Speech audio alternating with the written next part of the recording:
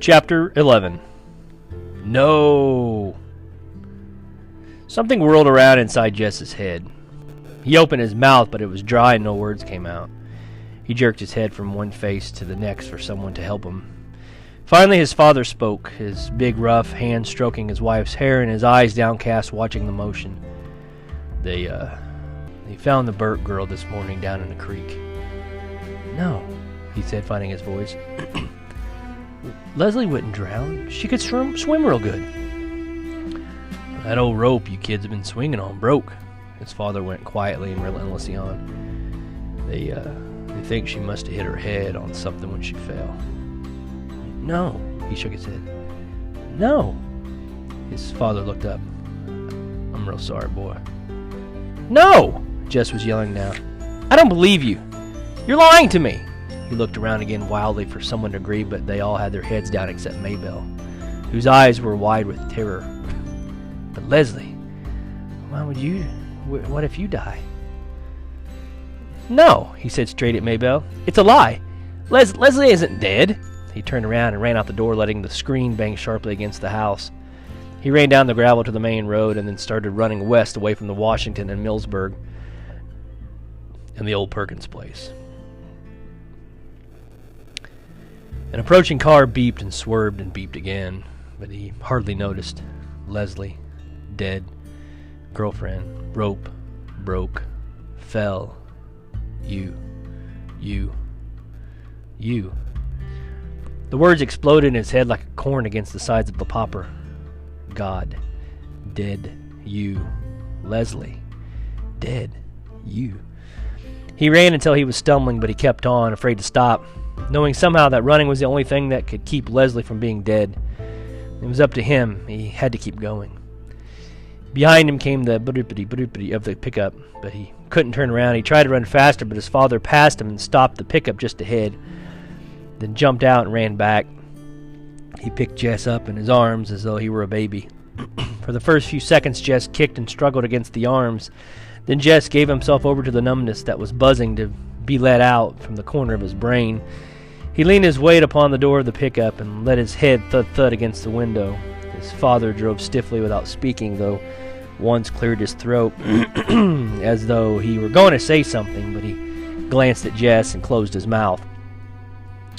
When they pulled up at its house, his father sat quietly, and Jess could feel the man's uncertainty. So he opened the door and got out. And with the numbness flooding through him, he went in and lay down on his bed. He was awake, jerked suddenly into consciousness in the black stillness of the house. He sat up, stiff and shivering. Although he was fully dressed from his windbreaker down to his sneakers, he could hear the breathing of the little girls in the next bed, and strangely loud and uneven in the quiet. Some dream must have awakened him, but he could not remember it. He could only remember the mood of dread it had brought with it. Through the curtainless window he could see the lopsided moon with hundreds of stars dancing in bright attendance. It came into his mind that someone had told him that Leslie was dead, but he knew now that had been part of a dreadful dream. Leslie could not die any more than he himself could die. But the words turned over uneasily in his mind like leaves stirred up in the cold wind. If he got up now and went down to the old Perkins place and knocked on the door, Leslie would come to open it, P.T. jumping at her heels like a star around the moon. It was a bright night. Perhaps they could run over the hill and across the fields to the stream and swing themselves into Terabithia. They had never been there in the dark, but there was enough moon for them to find their way into the castle, and he could tell her about his day in Washington and apologize. It had been so dumb of him not to ask if Leslie could go too. He and Leslie and Mrs. Edmonds could have had a wonderful day, but different, of course, from the day he and Mrs. Edmonds had had, but still good, still perfect. Miss Edmonds and Leslie liked each other a lot, and it would have been fun to have had Leslie along.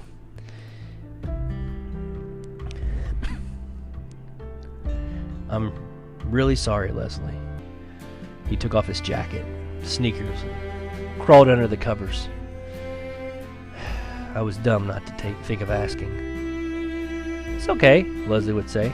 I've been to Washington thousands of times. Did you ever see the buffalo hunt? Somehow it was the one thing in all of Washington that Leslie had never seen, so he could tell her about it, describing the tiny beast hurtling to destruction. His stomach felt suddenly cold. It had something to do with the buffalo, with falling, with death, with the reason he had not remembered to ask if Leslie could go with him to Washington today. You know something weird? What? Leslie asked. I was scared to come to Terabithia this morning. The coldness threatened to spread up from his stomach. He turned over and lay on it. Perhaps it would be better not to think about Leslie right now. He would go to see her the first thing in the morning and explain everything. He could explain better in the daytime, when he had shaken off the effects of his unremembered nightmare. He put his mind to remembering the day in Washington, working on details of pictures and statues and dredging up the sound of Miss Edmonds' voice, recalling his own exact words and her exact answers. Occasionally, into the corner of his mind's vision would come a sensation of falling, but he pushed it away with the view of another picture or the sound of another conversation. Tomorrow he must share it all with Leslie. The next thing he was aware of was the sun streaming through the window. The little girl's bed was only rumpled covers, and there was movement and quiet talking from the kitchen. Lord, poor Miss Bessie. He'd forgotten all about her last night, and now it must be late. He felt for his sneakers and shoved his feet over the heels without tying the laces. His mother looked up quickly from the stove at the sound of him. Her face was set for a question, but she just nodded her head at him. The coldness began to come back. I forgot Miss Bessie. Your daddy's milking her. I forgot last night, too. She kept nodding her head.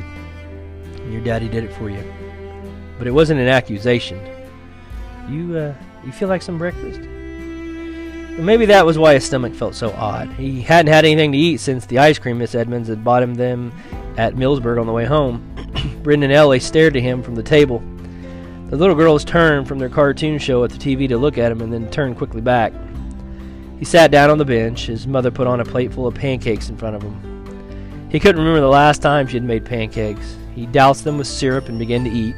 They tasted marvelous. You don't even care, do you? Brenda was watching him from across the table. He looked at her puzzled. His mouth was full. If Jimmy Dix died, I wouldn't be able to eat a bite. The coldness curled up inside of him and flopped over. Will you shut your mouth, Brenda Aarons? His mother sprang forward, the pancake turner held threateningly high. Well, Mama, he's just sitting there eating pancakes like nothing's happening. I'd be crying my eyes out. Ellie was looking first at Miss Aarons and then at Brenda. The boys ain't supposed to cry at times like this, are they, Mama? Well, it don't seem right for him to be sitting there eating like a brood sow. I'm telling you, Brenda, if you don't shut your mouth. He could hear them talking, but they were further away than the memory of the dream. He ate and he chewed and he swallowed. And when his mother put 3 more pancakes on his plate, he ate them too. His father came in with the milk. He poured it carefully into the empty cider jugs and put them into the refrigerator. Then he washed his hands at the sink and came to the table. As he passed Jess, he put his hand lightly on the boy's shoulder. He wasn't angry about the milking. Jess was only dimly aware that his parents were looking at each other and then at him. Mrs. Aarons gave Brenda a hard look and gave Mr. Aarons a look which was to say that Brenda was to be kept quiet. But Jess was only thinking of how good the pancakes had been and hoping his mother would put down some more in front of him. He knew somehow that he shouldn't ask for more, but he was disappointed that if she didn't give him any. He thought then that he shouldn't get up, or he should get up and leave the table, but he wasn't sure where he was supposed to go or what he was supposed to do. Your mother and I thought we ought to go down to the neighbors and pay respects. His father cleared his throat. I think it would be fitting for you to come too. He stopped again, seeing as you was the only that really knowed the little girl. Jess tried to understand what his father was saying to him, but he felt stupid. What little girl? He mumbled it, knowing it was the wrong thing to ask. Ellie and Brenda both gasped. His father leaned down the table and put his big hand on top of Jess's hand. He gave his wife a quick, troubled look, but she just stood there, her eyes full of pain, saying nothing. Your friend Leslie's dead, Jess. You need to understand that. Jess slid his hand out from under his father's, and he got it from the table. Look, I know it ain't an easy thing. Jess could hear his father speaking as he went to the bedroom. He came back out with his windbreaker on. You ready to go now? His father got up quickly. His mother took off her apron and patted her hair. Maybelle jumped up from the rug. "I want to go too! I've never seen a dead person before!" "No!" Maybelle sat down again, as though slapped down by her mother's voice.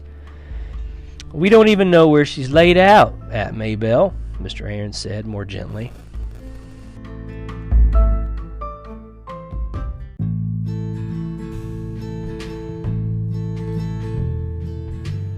Chapter 12. Stranded. They walked slowly across the field and down the hill to the old Perkins place. There were 4 or 5 cars parked outside.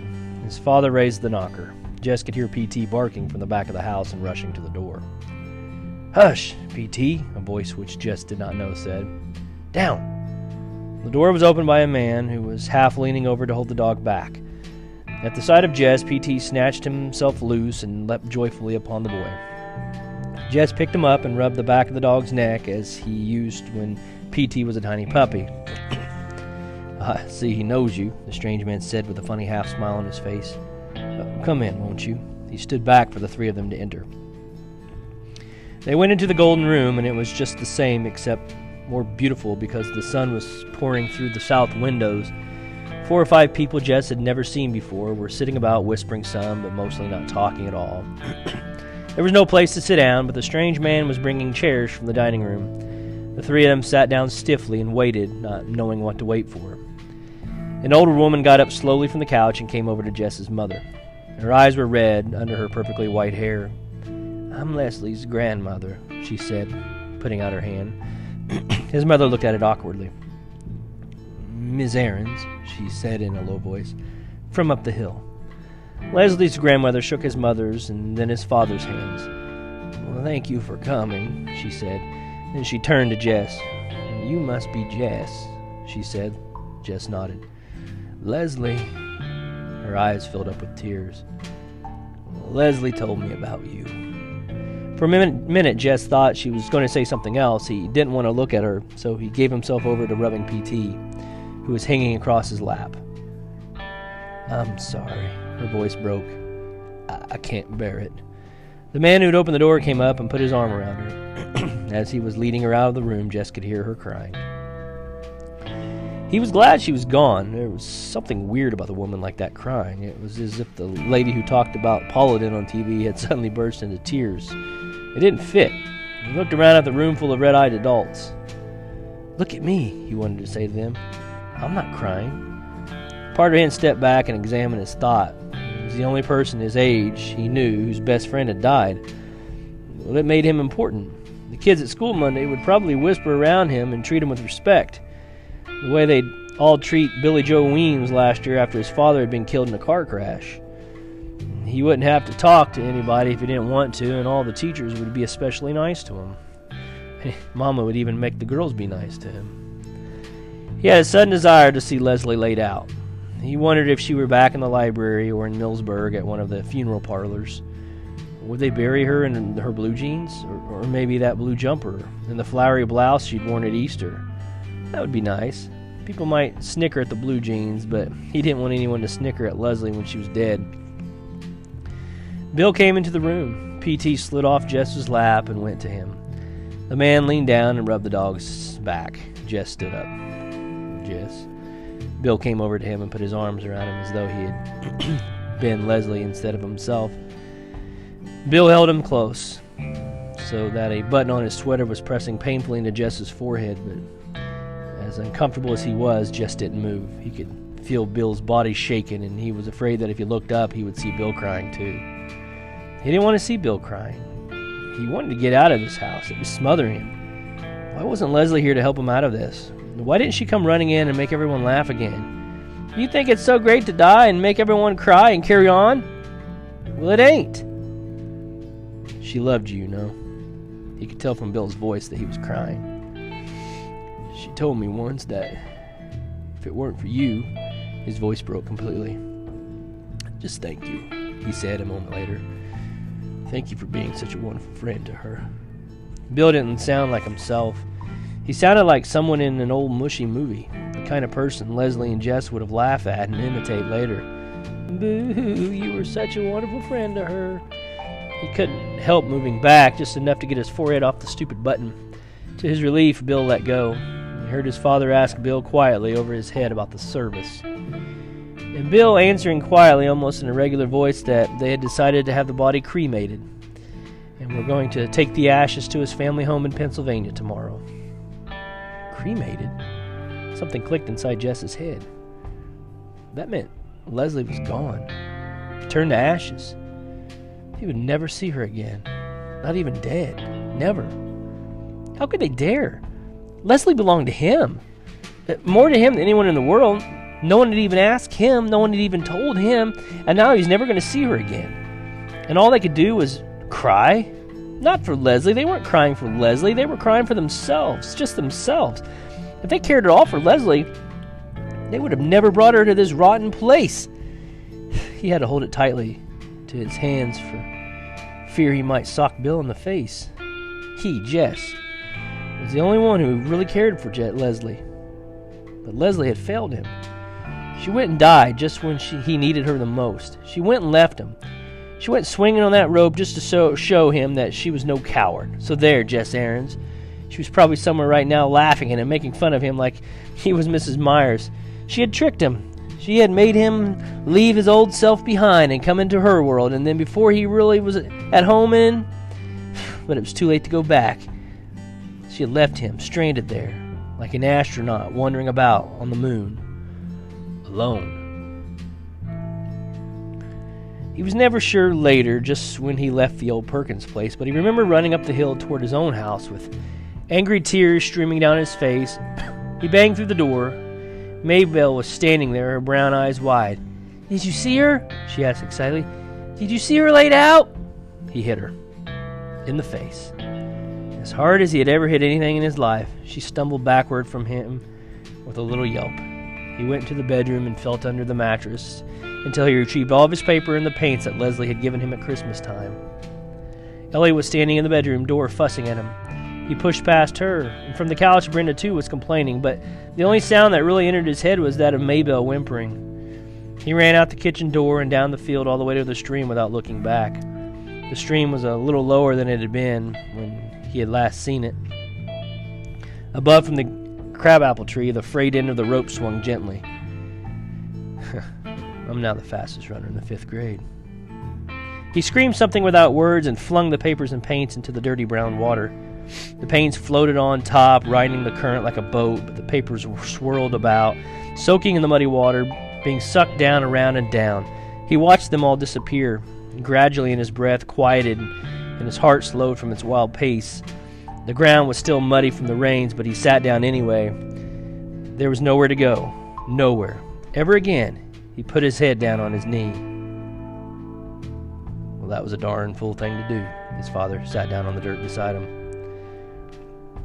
"I don't care. I don't care." He was crying now, crying so hard that he could barely breathe.